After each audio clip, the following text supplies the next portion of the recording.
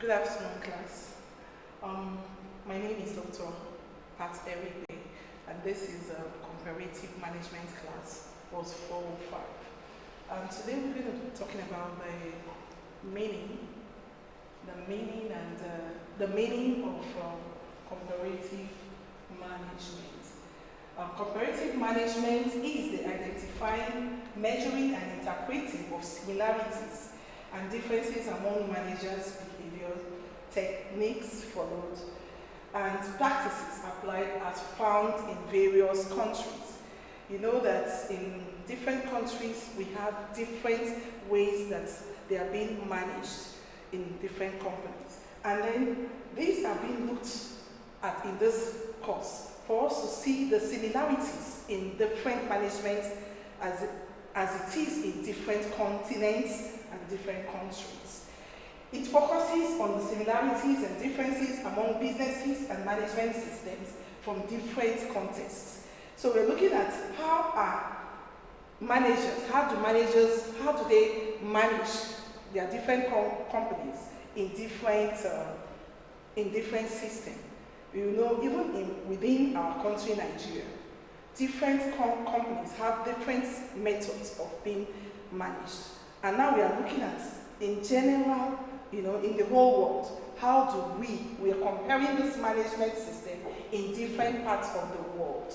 And so we're going to be looking at different various countries in the world. We have an important influence in the conduct of management is the total environment. If we look at the environment in totality, we realize that different environments dictate how you manage the situation, because every environment have their unique qualities. They have the way that things are being run in that environment, and environment matters when we are managing any organization. Then we have the fundamental functions of management denote what a manager does, whether in UK or in US or even in Nigeria.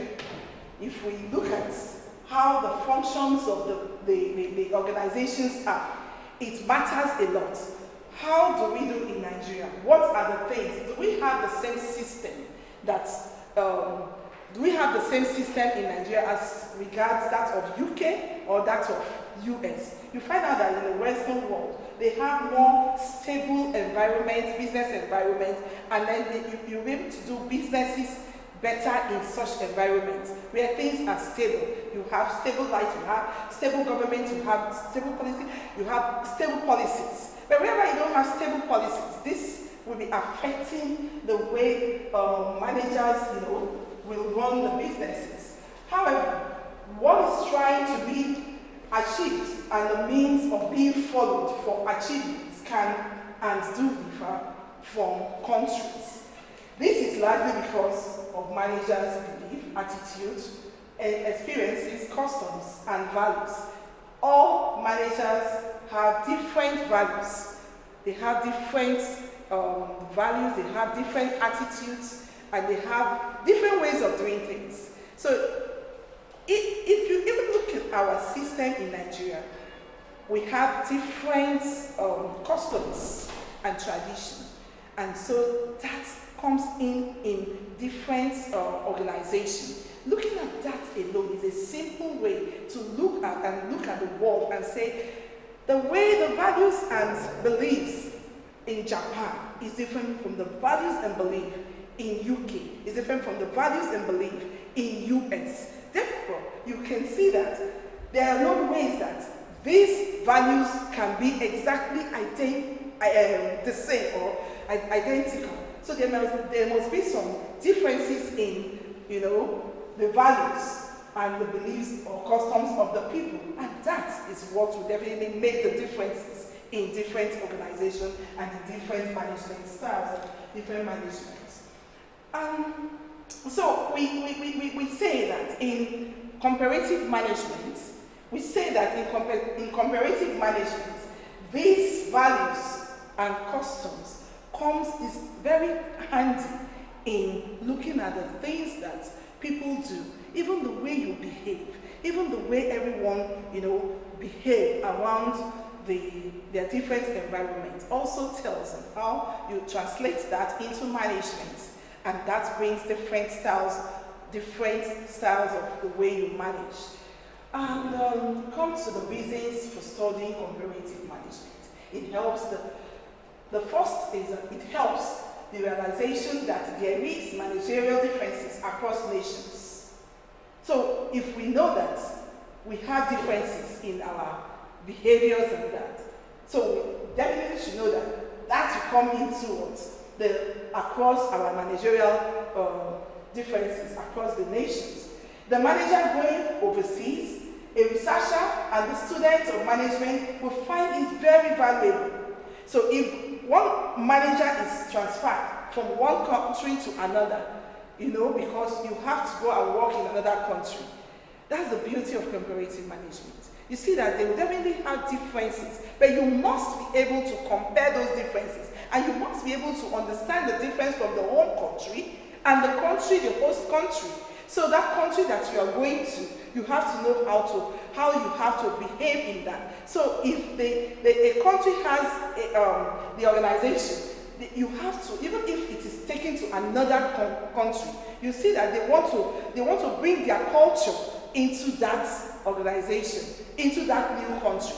Example is the United Arab Emirates. They have the Emirates. If Emirates comes to Nigeria, you see that if you go to their offices, they will dress the way that they will dress even at the UAE. The way they will dress with their hijab, with their cap, you see them dress. And then you find out that they don't leave their tradition behind.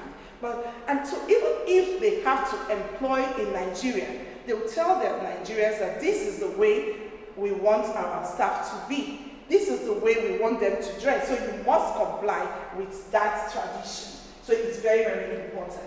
Another thing is ideas helpful for improving management can be obtained, e.g. knowledge of how Sweden handles relations may prove helpful to the US manager. Again, the transfer and utilization of the managerial idea is expedient. Definitely, if there are if you see the way a Swedish will handle an idea, you see it will definitely be different from the way the US manager is going to handle his own idea. Because what? The US, they are carefree, they are carefree, they like to do things the way they want, and at the end of the day, but the Swedish, because they are orderly, they will do their things, they want you. So the way the two countries are going to manage, a manager from Sweden and a manager from the US, everything is going to be different. And that is one of the reasons why we're studying this. Then facilitation is given, world understanding and trade. We have definitely for the trade in the world, the world is becoming a global village. So how things are being done in Nigeria, in US, and at the end of the day, everything comes to one. You can stay in your country and you do your businesses in America and Japan.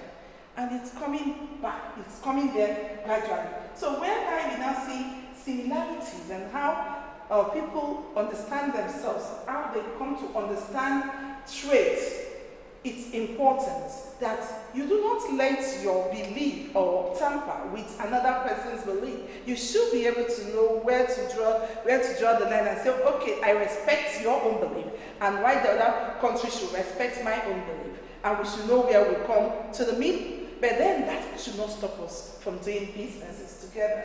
And simply getting to know how managers in foreign countries do their tasks makes not only for better understanding, but also expedite trade and cooperation. And we have the effectiveness of management is increased because willingness to accept change is encouraged, and the opportunities to see how similar problems are solved in different manners is offered. So when you see all the challenges of different countries and in their different organizations, you'll be able to see some of those problems and look at how they solve it. By looking at the similarities or differences in those countries, it can give you ways of which you have to solve the problems in your own country in a different way. And then we have another reason for studying comparative management is development of skills necessary to understand our way of management are encouraged. So we have different skills. You have to understand their ways of management and as well as our own way of management or another country's way of management. And according to Gandhi, there is no one way of doing things. The principle of equifinality applies to the functioning of social organizations. Managers may achieve given objectives through various methods.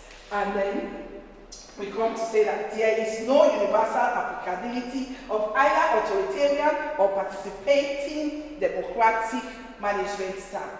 We have different kind of style. There is no one way of doing anything. You look at the way the United States can, do their things is different. You see that they are democratic. And when you look at the German, the France, and all these other developing worlds, some of them might be authoritarian.